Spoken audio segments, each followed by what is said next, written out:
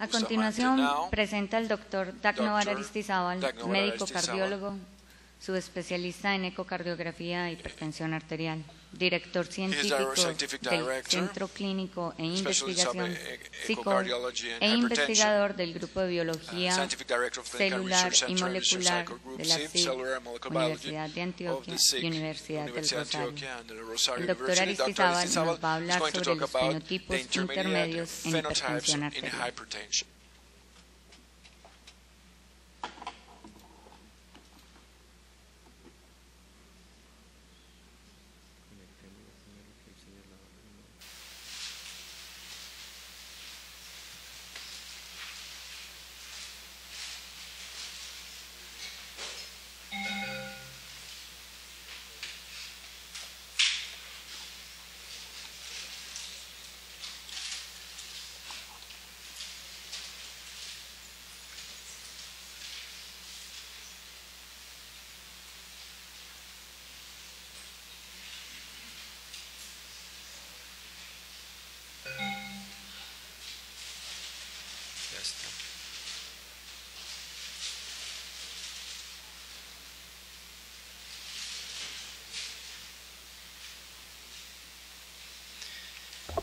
Muy buenos días a todos.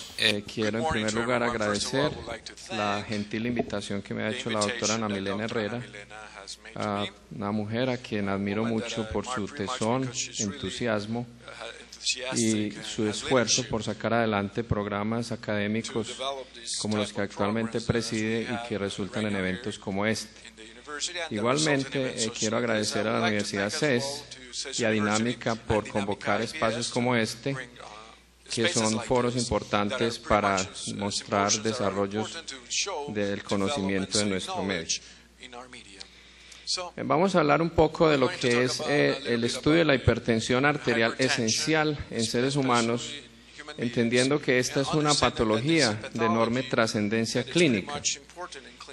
Solo por reflejarles un poco la situación en nuestro país, es la primera causa de consulta de pacientes adultos en Colombia y está entre las primeras causas de morbilidad y mortalidad en Colombia, reflejado, como pueden ver, a través de la presencia de mayor frecuencia de enfermedad coronaria, de insuficiencia renal, e igualmente como una causa importante de extraprimas debido a que esta patología es de alta prevalencia, sobre todo en población por arriba de los 40 años.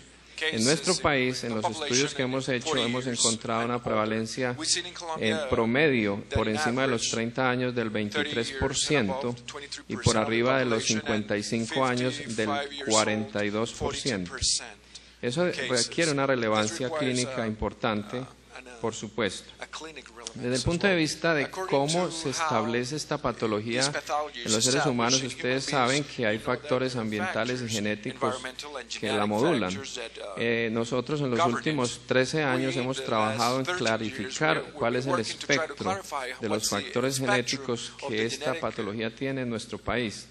Empezamos inicialmente mirando los genes relacionados con el sistema renina-angiotensina-aldosterona, entre ellos el gen del angiotensinógeno, el de la enzima convertidora de angiotensina e igualmente los genes relacionados con el sistema nervioso simpático. Ustedes pueden ver que básicamente miramos el receptor beta 1, el receptor beta 2, el receptor del alfa 2, e igualmente algunos más relacionados con señales intracelulares, como las proteínas G, las quinasas a nivel renal y otros relacionados con péptidos vasoactivos o sustancias a nivel vascular como el óxido nítrico. Es importante decir que el estudio de la genética de la hipertensión ha ido girando hacia mirar no solo los factores genéticos primarios que determinan la hipertensión esencial, sino los factores funcionales que modulan esa aparición de la hipertensión. Simplemente para ilustrarlo, eso se hace a partir del estudio de los polimorfismos genéticos. Polimorfismo es una variante en una de los nucleótidos del DNA que puede tener suficiente actividad para modificar la expresión de una proteína en su funcionalidad. Aquí, por ejemplo, un cambio de la citosina por portinina puede hacer que la actividad de una enzima metabólica cambie. Pero igualmente, a nivel de receptores de membrana celular, nosotros podemos tener efectos muy distintos. Si nosotros cambiamos el gen del receptor y tenemos una variante como la arginina-glicina, eso hace que la sensibilidad del efecto de un fármaco sea muy distinta. O si tenemos serina-glicina en la posición 49, igualmente eso modifica el efecto terapéutico de un fármaco. En la vía de los receptores beta-2 hay descritas algunas variantes que desde el punto de vista diagnóstico pueden ser útiles, porque en algunos individuos que tienen tendencia al broncoespasmo, la presencia de esa variante genética hace que su respuesta a los beta-2 agonistas sea disminuida. Y eso desde el punto de vista de la eficacia terapéutica también tiene implicaciones importantes. El estudio de Venecia fue la fuente de la gran mayoría de lo que hemos hecho en estudios genéticos en Colombia. Este estudio empezó en el año 1996 para ubicar a nuestros invitados. Venecia es una población que queda en el departamento de Antioquia, que es el que está a la izquierda dentro del país de Colombia a la derecha, y está en el sur del departamento.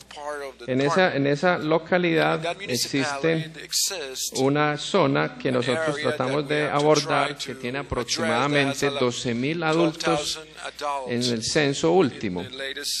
De esa población nosotros fuimos capaces de escrutar el 50%, tanto en la zona urbana como rural, para recolectar muestras en el año 96, cuando esa población era de 6.000 adultos. En ese primer screening que hicimos, a partir de los 3.000 individuos que se evaluaron, hicimos una curva de distribución de la población de la presión arterial, con el fin de hacer un análisis de los extremos de distribución de la curva.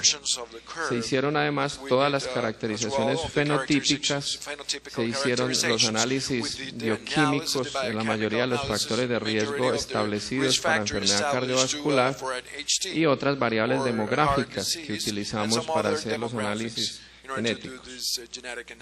Esta es la curva de distribución de la población, donde se puede ver cómo hay una distribución que es normal, pero además es importante ver que los rangos de distribución de la presión están en el rango hipertensivo, como está la definición, a partir del percentil 70.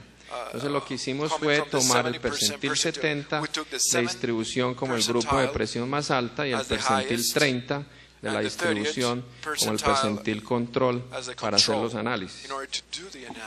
Inicialmente empezamos a mirar algunos de los polimorfismos, como se los mencioné, relacionados con el sistema renina-angiotensina-aldosterona. No encontramos que ninguno de estos estuviera definidamente ligado o asociado a la presencia de hipertensión esencial en nuestra población.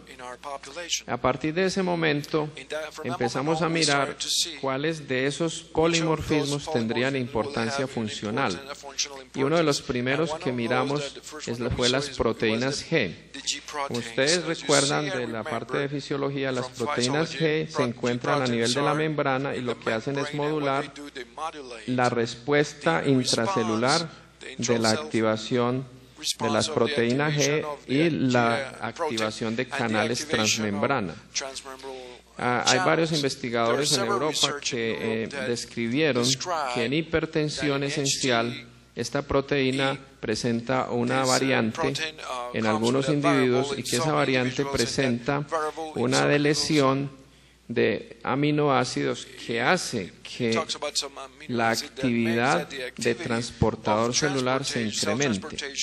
Dicho de otra forma, quien tiene la variante genética es ávido por retener sal y tiene una forma de hipertensión volumétrica, de expansión de volumen generalmente. Eso ha sido descrito hace unos 8 años y nosotros empezamos a revisar si esa variante con las características descritas en población europea existía como tal en su comportamiento en Colombia. El alelo T, que es lo que está descrito ligado a hipertensión, como es una forma volumétrica, generalmente cursa con renina baja y con algo de expansión del volumen plasmático. Entonces, a partir de los hallazgos iniciales, nosotros empezamos a mirar si esta variante efectivamente tenía el nivel de frecuencia que está descrito en otros países. Forma muy interesante, en la barra superior ustedes pueden ver cuál es la frecuencia de ese alelo T en nuestra población. Está cercana al 73%. Lo cual lo hace muy similar a las poblaciones negras africanas que está estudiado en otros cohortes, pero muy distinta de la población caucásica, que es la que está en la parte inferior, donde la frecuencia es del 25%. ¿Qué quiere decir esto? Quiere decir que es más frecuente encontrar por este polimorfismo formas volumétricas de hipertensión en población como las que nosotros hemos estudiado. Desde el punto de vista clínico, es importante decir que este polimorfismo se ha asociado a algunas formas de hipertensión relacionadas con el síndrome cardiometabólico. Nosotros quisimos mirar si efectivamente en presencia de obesidad ese polimorfismo tenía mayor frecuencia, como era de esperarse, por las características que lo describen. Este es una de las análisis que hicimos, que va a ser publicado en este año en el Journal of Hypertension, en una paper que nos han aceptado recientemente, donde pudimos probar en nuestro estudio que el 27% de los pacientes obesos que tienen ese polimorfismo desarrollan hipertensión. Dicho de otra forma, eso nos permite utilizar esta variante genética como una variable importante para caracterizar la hipertensión en pacientes con síndrome metabólico u obesidad. Y es una de las variantes que podría ser utilizada para los análisis genéticos de caracterización de la obesidad. El OR de esa relación es de 2.5, lo cual lo hace importante para ser variable predictiva. En los últimos años de nuestro trabajo se ha concentrado primordialmente en tomar otra variante genética que tiene efecto funcional. Es las variantes relacionadas con el receptor beta-2 adrenérgico. Nosotros inicialmente hicimos una serie de estudios funcionales circulatorios, tratando de mirar si las personas que tenían variaciones polimórficas en el beta-2, en el gen del receptor beta-2, tenían a su vez diferencias funcionales en el comportamiento de su hipertensión. Hay unas 5 variantes genéticas descritas en el gen del receptor beta-2 que tienen efectos funcionales, por lo menos a nivel experimental. Nosotros quisimos ver desde el punto de vista clínico cuál sería el resultado de esas variantes. Lo primero que podemos hacer utilizando estudios circulatorios en mesa basculante en el laboratorio fue revisar si efectivamente al hacer variaciones que generaban respuestas abruptas de la circulación, el comportamiento de la presión, del gasto cardíaco, de la resistencia vascular, del volumen circulante, era diferente en una u otra variante polimórfica. Eso se hizo y encontramos que efectivamente en la parte inferior, donde está resaltado en rojo, hay diferencias en el comportamiento circulatorio cuando existen la variante genética, por ejemplo, arginina-glicina, que es una de las que más hemos estudiado. El tener una de las dos formas hace que el comportamiento de la presión arterial y en las variables hemodinámicas que la determinan cambie. Eso está dado esencialmente con base en el hecho de que estos receptores beta-2 están localizados tanto a nivel cardíaco como a nivel vascular. Si ustedes recuerdan, la mayor carga de expresión de este receptor se encuentra en la vasculatura a nivel de los músculos lisos, de los vasos de los músculos lisos. Y la modulación que esta circulación tiene sobre los cambios de presión es muy alta. Es una variante genética que reduzca la actividad del beta-2 en los vasos sanguíneos de los músculos, va a tener un efecto importante sobre la presión arterial. Ese estudio nosotros lo empezamos a hacer revisando particularmente, como los he dicho, la variante arginina-glicina, porque es la que más claramente ha mostrado que cuando hay la variación del nucleótido, se produce una disminución en la actividad del receptor beta-2. En un estudio que recientemente nosotros presentamos en Europa con el grupo con el cual colaboramos en Italia, pudimos hacer un análisis de secuencia de las 5 variantes que están descritas, están así localizadas en la fracción que analizamos de 400 bases de DNA, y usando no solo una fase inicial de amplificación con PCR, sino secuencia directa de todas las bases de esa zona, pudimos encontrar que efectivamente tiene efectos funcionales descritos.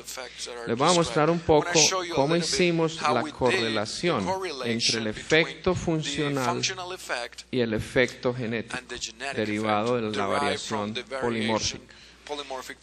Para hacer eso nosotros requerimos hacer análisis circulatorios mucho más detallados. Uno de los equipos, herramientas que utilizamos para esto es lo que se denomina el Task Force Monitor, que nos permite no solo obtener variables básicas de la circulación como la presión arterial y la electrocardiografía, sino señales adicionales de carácter hemodinámico como la cardioimpedancia.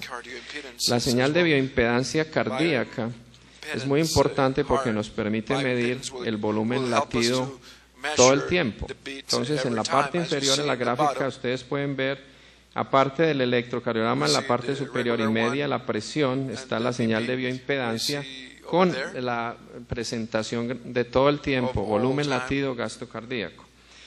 Pero adicionalmente nosotros empezamos a hacer análisis de variabilidad de frecuencia cardíaca para establecer cuál era la actividad simpático-vagal que caracteriza a esos pacientes.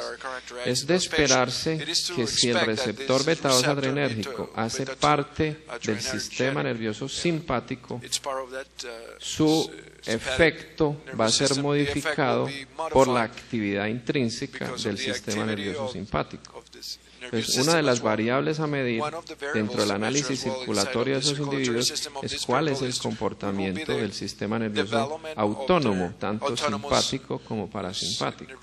Y eso se hace de distintas formas. Una de ellas es por la variabilidad de la frecuencia cardíaca, donde nosotros podemos en un tacograma de señal espectral mirar en la gráfica que está abajo, a la parte más izquierda ustedes pueden ver todo el componente simpático, la parte más derecha con las espículas que se ven en la gráfica es toda la actividad vagal derivada de ese análisis de variabilidad de la frecuencia cardíaca.